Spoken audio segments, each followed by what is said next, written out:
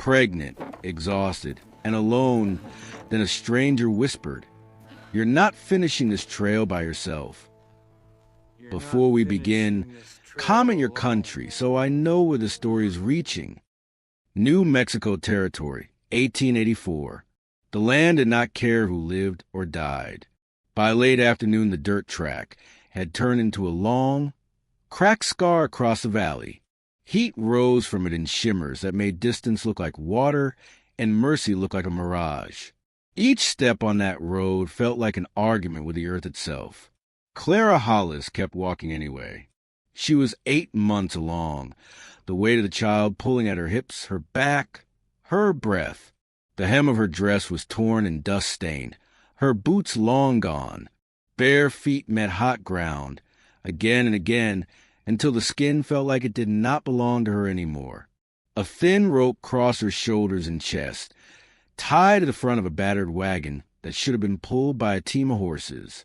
There were no horses now, just Clara and 6 children who called her Ma, whether by blood or by need. 2 of them were hers by birth. The oldest, little Ruth, walked beside the wagon, one hand on the rail, one hand shading her eyes from the sun.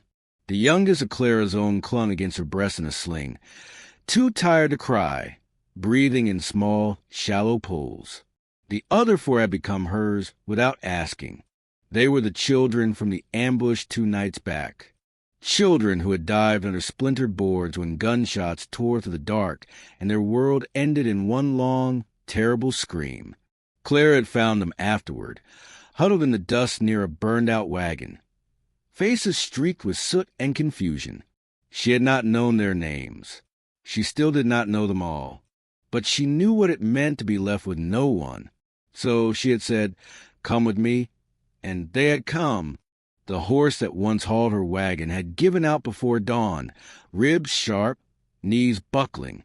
When the animal fell and did not rise again, Clara had untied the traces with shaking hands, whispered a clumsy goodbye, and tied the rope around her own body. Now, every step forward was a promise she refused to break. "Ma," Ruth whispered, her small voice thin in the empty air. "How much farther till there's water?" "Soon," Clara answered, though her tongue felt like cotton and her lips were cracked. "There's always something over the next rise." She did not know if that was true. She said it anyway. One of the orphan boys, maybe 6, walked with his head down and his fingers clenched on the sideboard. At last he dared ask the question that had been turning in his mind since the night everything burned. "Are we extra?" he muttered. "Like the things folks leave behind when they pack?"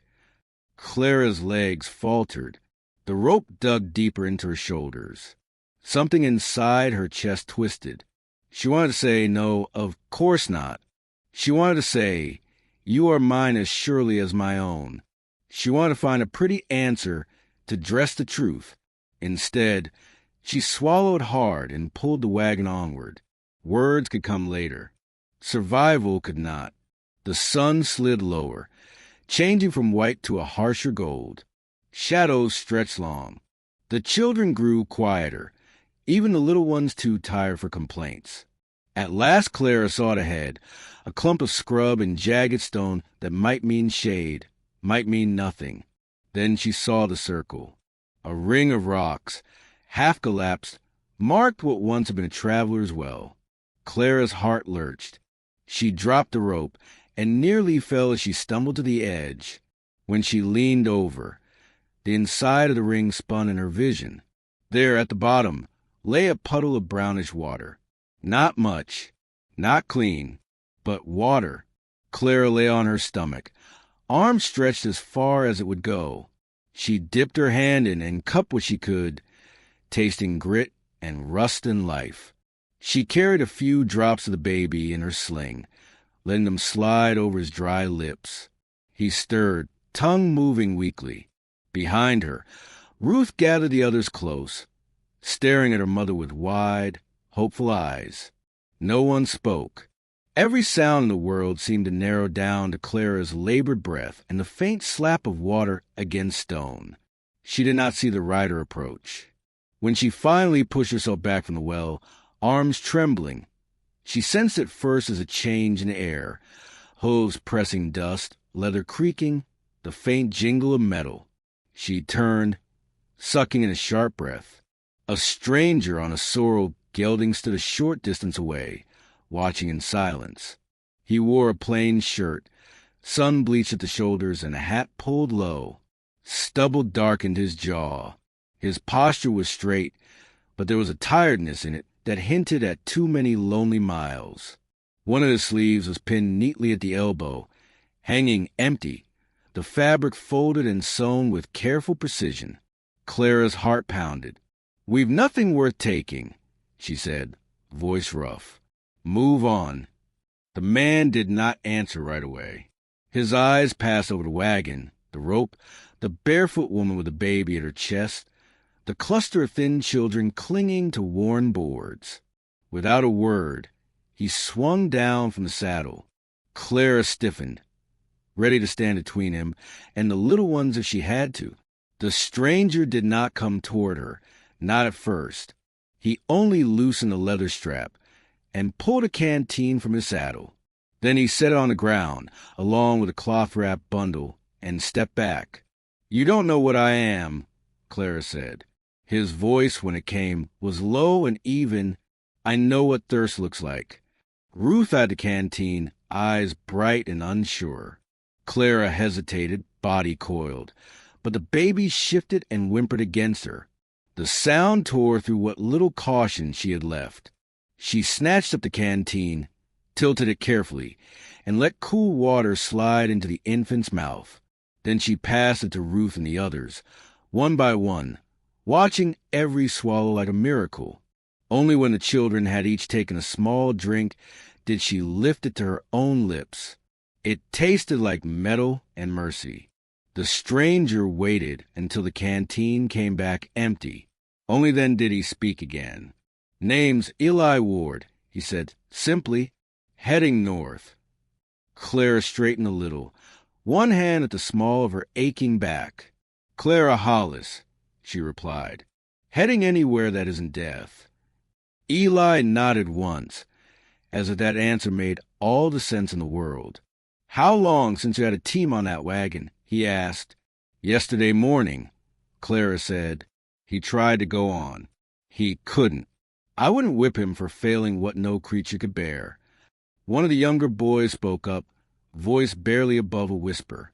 "We're not going back, mister," he said. "There's nothing back there but smoke." Eli's gaze flickered, just for a heartbeat. Then he walked around in front of the wagon and studied the broken harness, the frayed rope, the ruts Clara's body had carved into the road. He didn't ask permission. He unbuckled the leather from his own horse, tied a length of rope from the wagon's tongue to the saddle ring, and checked the knots with quiet focus. Every movement was practiced, but not rushed, like a man who had learned that haste and regret often traveled together. Clara watched, puzzled and wary. "What are you doing?" she demanded. Eli looked over his shoulder at her. "You're not finishing this trail by yourself," he said. "Not if I can still put one boot in front of the other." He could have ridden, but he didn't. When he clicked his tongue and the gelding leaned into the traces, Eli walked alongside the wagon, his one hand steady on the line. Step by step, the strange new caravan moved forward. For the first time in days, Clara wasn't at the lead. The rope dug no longer into her shoulders. She walked beside the wagon instead, one hand brushing its side, the other resting protectively over the round of her belly. Her body still ached, but something in her chest loosened a little. They traveled until the skies softened from gold to rose, and the air cooled. Off the road, they found a stand of cottonwoods gathered near a narrow, stony creek bed where water still whispered over rock. "It'll do for tonight," Eli said. The children sank to the ground in a weary cluster. Ruth leaned against Clara's hip, eyes heavy. The orphan girl with the braids watched Eli closely, as if measuring whether this quiet man might vanish like all the others had. Clara knew one thing for certain. This was not rescue. Not yet. It was a pause. But sometimes a pause in the middle of despair could feel like a door opening. Later, as evening slid toward night and a small fire crackled low, Eli passed out rough pieces of cornbread and dried fruit from his saddlebag. The children ate slowly, holding each bite with both hands, as if afraid it might disappear. Ruth looked up from her crust and asked the question no one else dared voice. "Are you going to leave us when the road turns, Mr. Ward?" Eli stared into the embers for a long moment. "My road turned," he said quietly, "the minute I saw your ma pulling that wagon alone." It was not a promise, but it wasn't nothing. The night grew colder. The stars pricked through the velvet dark. Clara lay awake on her blanket, listening to the patterns of breathing around her. The baby's soft sighs, the children's uneven snuffles, the restless shift of Eli a few feet away. She did not know this man. She did not know his past, his sins, his reasons. But the trail, for the first time in a long time, did not feel like a straight line to an unmarked grave. Somewhere ahead, there might be more than survival. There might be a place to stop.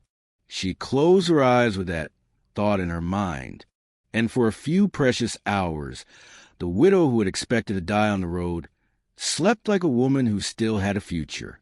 Morning came slow, the kind of pale gray dawn that made everything look colder than it was. Clara woke first. Her back ached, her feet throbbed, and for a moment she forgot where she was.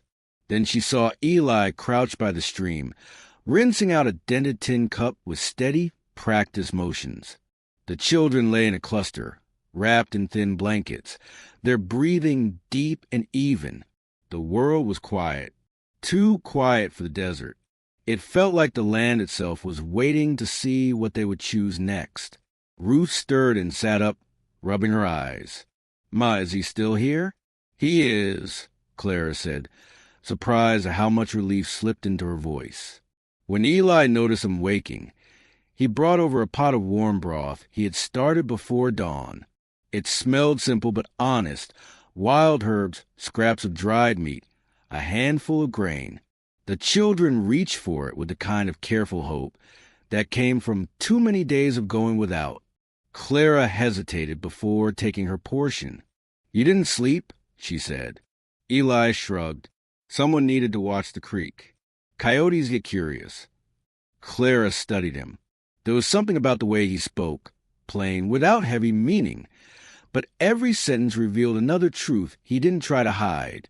He watched the world like a man who expected danger, but did not bow to it.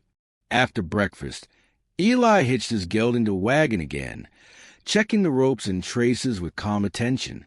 Clara stepped toward him, keeping her voice low so the little ones wouldn't hear. "You don't owe us this," she said. "No," Eli replied, "but I can still walk. And you can't pull that wagon alone anymore." It was the closest he had come to admitting concern. Clara opened her mouth to argue, then closed it. There was a limit to pride when lives depended on it. They set out before the sun climbed too high. The land around them stretched wide and empty. Low shrubs, tall grass, patches of cracked earth still wet from last night's dew. The wagon creaked behind Eli's horse, each turn of the wheel a reminder of how far they still had to go. After an hour, Eli finally asked a question he had been holding since the day before. "Where was your husband headed?" Clara's step slowed. "We were following a homestead plot north. He'd gotten word from a cousin about open pasture, a freshwater spring, and a small town looking for settlers. And now," Eli said. Clara looked ahead, where the road narrowed between two ridges. "Now I just need a place where my children won't starve." Eli nodded once, accepting the words without pity. By midday, the heat rose hard and sudden. The children grew restless. The baby fussed in Clara's sling. Hungry again, his body too small to keep pace with the road. Clara stopped to feed him, sitting in a patch of shade beneath a dying juniper tree. Her breath came shorter.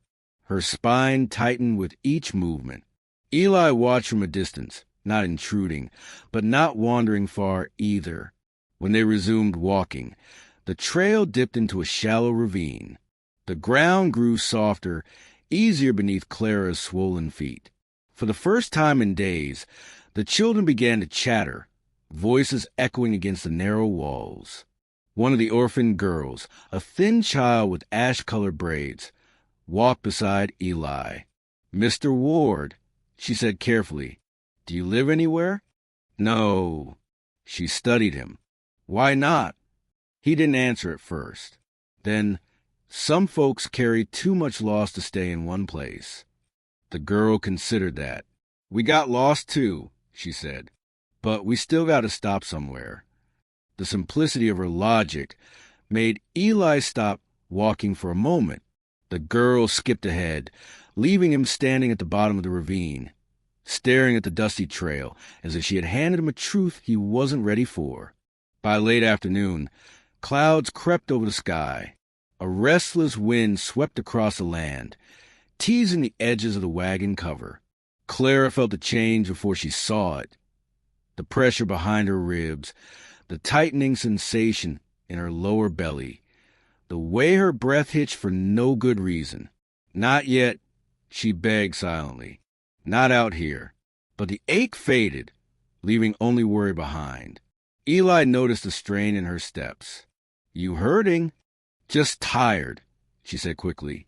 Eli didn't believe her, but he didn't push it. Another hour passed before they reached a stretch of open flatland. Tall brush shifted in the wind. A line of distant cliffs rose ahead. The sky deepened to a heavy blue-gray. Ruth tugged at Clara's sleeve. "Ma, feels like rain again." Clara nodded. "We'll stop soon." They found refuge in a shallow inlet carved into the base of a hill. Scrub bushes shielded them from the wind. The ground was firm, the earth slightly damp from an earlier storm. Eli reinforced the wagon's cover with an extra length of hide, tying it down so it wouldn't flap loose. Clara tried to help, but staggered half a step. Eli caught her elbow gently. "Sit," he said. "I can still." "You can sit," he repeated, quiet but firm. She sank down onto a blanket. The children gathered sticks for a small fire. Eli roasted pieces of salted pork and handed them out. When he offered Clara her share, she pushed it away. "I'm fine," she murmured. "You're not eating," Eli said. "And you're pale." "I'll manage." "That's not managing."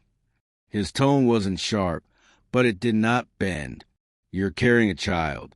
You don't get to starve yourself." The words broke something loose inside her. She took the food and ate slowly, shame and gratitude mixing in unequal parts. As darkness crept across the land, the children curled beneath the wagon cover, whispering stories until sleep pulled them under. Clara sat outside, back resting against a rock, her belly round beneath her hands. Eli sat nearby, sharpening a tool, the rhythmic scrape steady and calming. At last Clara spoke. "Why were you alone out here?" she asked. Eli stopped sharpening. "Didn't have anywhere left to be. Family? No one that would wait on me." Clara studied him through the dim light.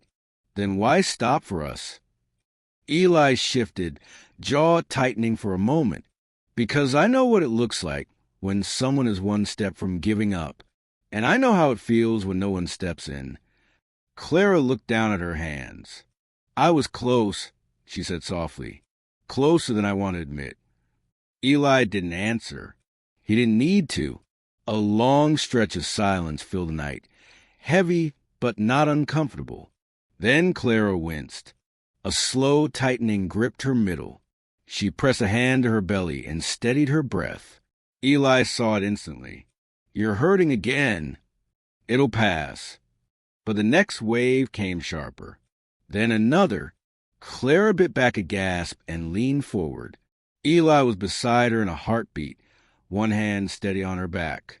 "How long?" he asked. "Since midday." She forced a shaky smile. It's early. It shouldn't be happening yet. He touched her shoulder lightly, grounding her. Early or not, it's happening. Clara closed her eyes. Fear swept through her like lightning. The trail, the children, her body already worn thin. And Eli, the stranger who had stepped onto her road without warning. I can't lose this baby, she whispered. You're not losing him, Eli said. You just hold on. I'll do the rest. Thunder rumbled far away. The sky darkened. The storm, both the one inside and the one rolling over the land, was no longer something they could outrun. If you're still here, make sure to like and subscribe so this story reaches more people who love these frontier tales. The storm arrived with a sharp crack of thunder that shook the shallow inlet where they'd camped. Rain swept across the open land in fast, cold sheets. Eli moved quickly, steadying the wagon cover, pushing the fire rocks closer together to protect what flames remained, and gathering the children beneath the shelter. Clara tried to stand, but another contraction bent her forward. She caught herself against the rock wall, breath trembling. A thin sheen of sweat covered her brow despite the cold wind. Eli was at her side. Come on, he said softly. Inside. You can't do this out in the rain. I can't do this anywhere, Clara whispered, voice breaking. Not now. Not like this. You can, Eli said, but you won't do it alone. He wrapped his arm around her back, guiding her toward the wagon's interior. The children huddled close, wide-eyed, unsure whether to be afraid of the storm or the sound of Clara's pain. Ruth crawled forward, gripping her mother's hand. Ma, is the baby coming? Clara nodded, jaw tight. A little sooner than we hoped. Eli found a bundle of dry blankets from the wagon's corner and spread them out. He boiled water, using the smallest flame he could coax from the sputtering firestones.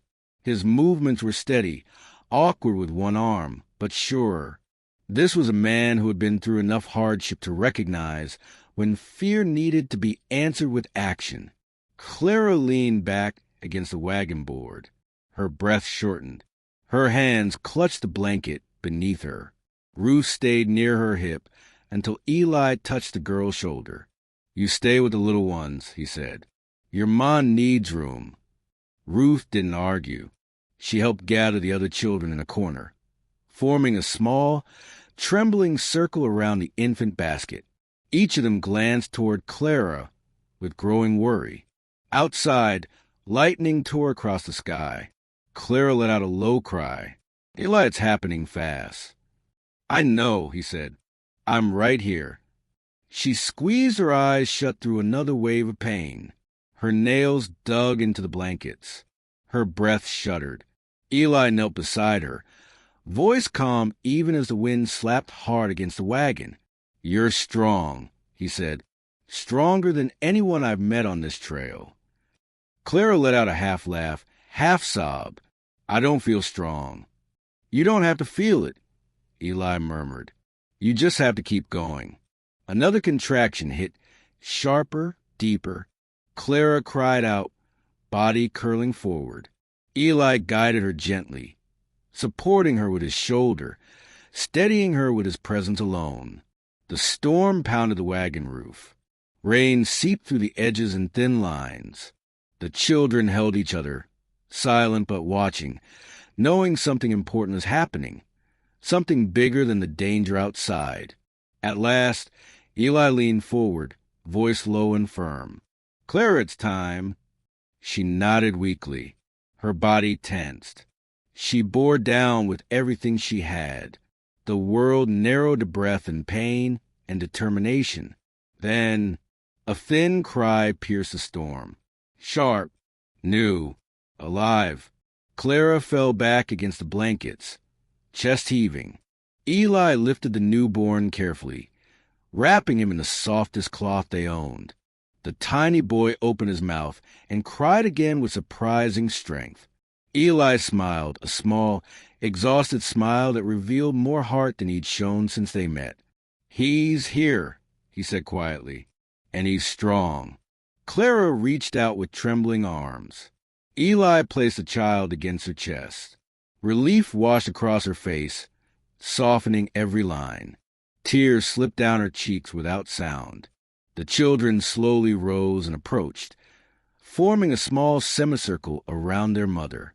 "He's perfect," Ruth whispered.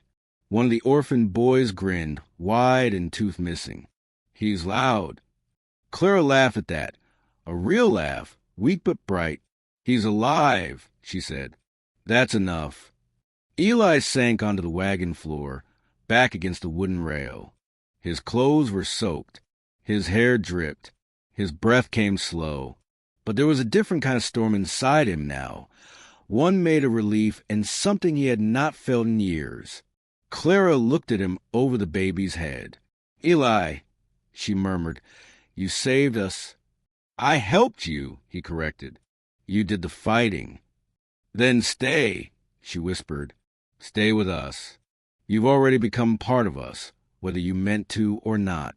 Eli's gaze went to the children, then back to Clara. The road behind him felt empty in comparison to what sat before him now. A messy, fragile, stitched-together family that somehow made space for him without asking who he had been. "I don't know much about raising children," he admitted. "You know how to stand by people when it matters," Clara said. "That's the thing most children need." Silence settled between them, warm, certain. "I'll stay," Eli said at last. "If you'll have me." Clara's answer was simple. "We already do." The storm eased. The clouds broke apart, letting thin streaks of moonlight spill across the land.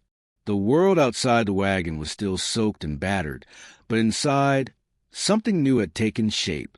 A family, not by blood, not by plan, by choice, by survival, by the moment a stranger whispered, "You're not finishing this trail by yourself." Days later, when Clara was strong enough to walk again, Eli carried the newborn, while Ruth guided the other children down the road.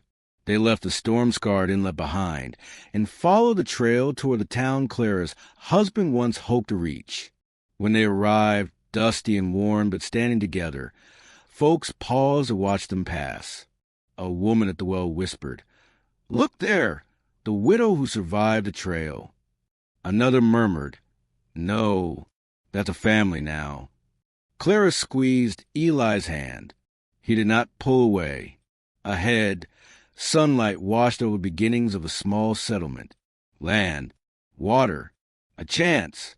Clara looked at the wagon, the children, the man beside her. "We're home," she said. For the first time in a long time, no one doubted her.